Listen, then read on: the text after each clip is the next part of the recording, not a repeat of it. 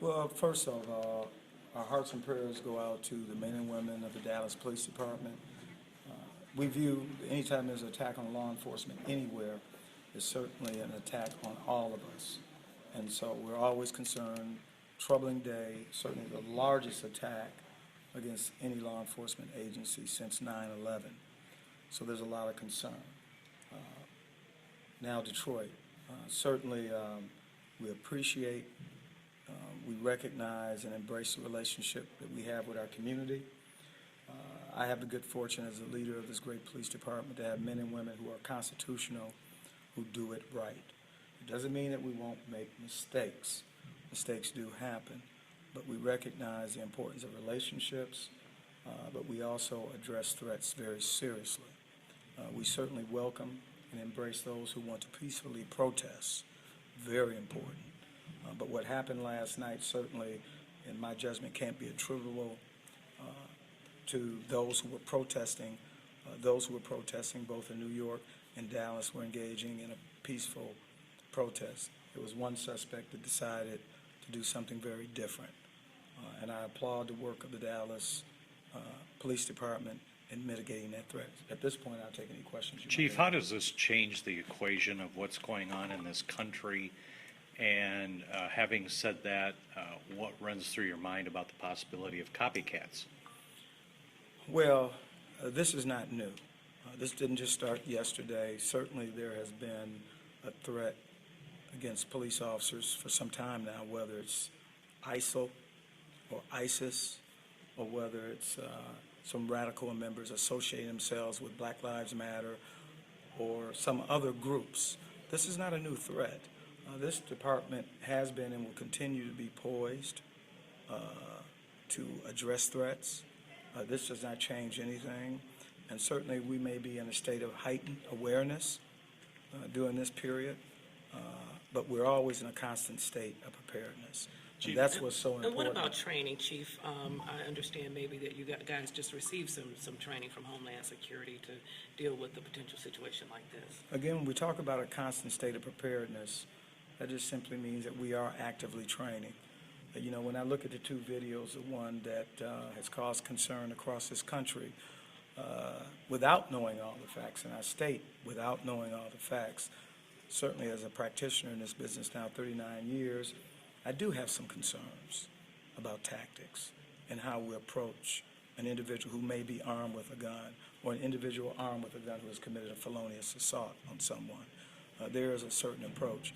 But I certainly don't want to get so deep into that without knowing all of the facts.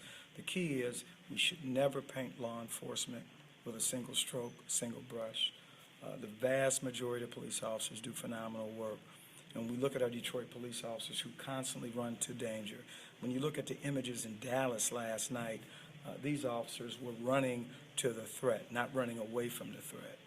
And so any suggestion by anyone, any of your colleagues, that suggests that there's some sort of Ferguson effect and have Detroit police officers began to back off, I find that offensive.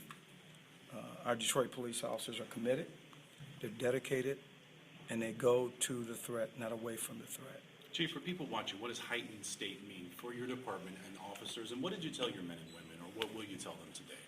Well, I've had conversations with them. This didn't just start. Certainly vigilance, commitment, you know, constitutional policing.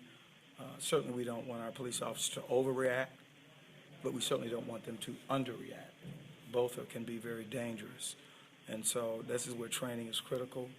And training sometimes just means having a conversation, talking about potential issues. But again, we will continue to serve this community with distinction and honor. And again, our hearts and prayers go out to the men and women of the Dallas Police Department, because the attack on Dallas is certainly an attack on us, attack on LA, Cincinnati, and all the major cities or cities across this great nation. What will you tell these recruits, Chief, on this day? I mean, coming a day after such a tragedy. That I'm proud that they're making the commitment to serve this city as police officers, and that they can be part of this wonderful change. Many times when met with crisis, it's an opportunity for positive change. And again, as I've oftentimes said, here in Detroit, we have a special and positive relationship with so many in our community. And we also know that sometimes it just takes that small number of people that create problems. When you look at the protesters that were in New York, the protesters in Dallas, the vast majority were there just to express, and that's great. And they did it in a very peaceful and lawful manner. But when you take that few, in this case, one person who was bent on taking the lives and did take the lives of 5 police officers. Chief, one of the things, and I'm going to paraphrase, that the Dallas PD chief said was that he feels a lot of support today, but it is not like that every day. He does not feel that support every day. I heard him, and I know that chief very well. We have had conversations, and I can tell you in many cities across this country, my colleagues talk about the absence of support. Let me just say this about Detroit. This chief, this mayor, supports this police department. City council supports this police department. This community supports this police department. I can't say it was always that way. I've been very vocal about the underinvestment in this police department years past administrations. But my sense today is there's tremendous support, not just for the men and women who wear the uniform, but certainly our community. And that's what makes us different. We Just saw a a lot little of bit, families sorry. come in for this ceremony today, a lot of loved ones. You know that they have to be walking in, thinking in their mind after Dallas, my son, my brother, my daughter, my sister might now be looking like a sitting duck that anybody who wants to take pot shots at them could do so. Do you have to say something special to these family members here today? Well, what I can do is share my own personal experiences. I just had my 39th anniversary in this business, a very different time then. And as we talked yesterday, just 10 short years after one of the most violent civil unrest in American history.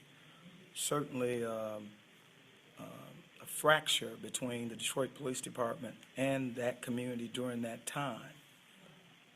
And the fact that African-American officers that were joining the police department during that time were met with resistance. We were not welcome, some of us.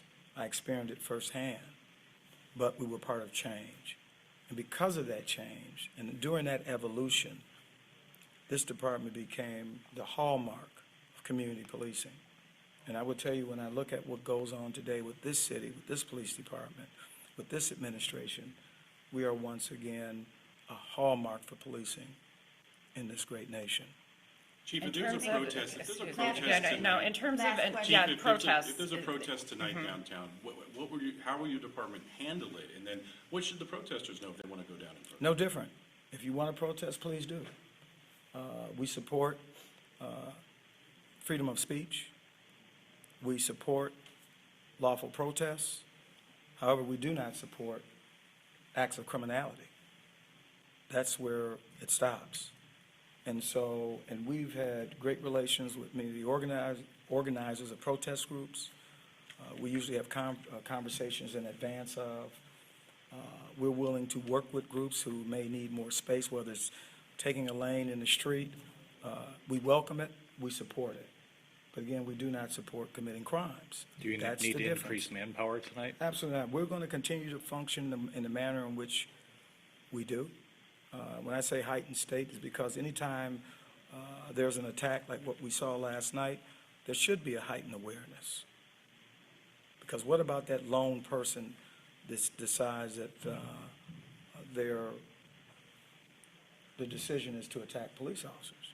We want to be aware of it, but the vast majority of protesters are peaceful. They're making a statement, and we support the statement that they want to make. Thank you. Thank you, Chief, very much. Thank you.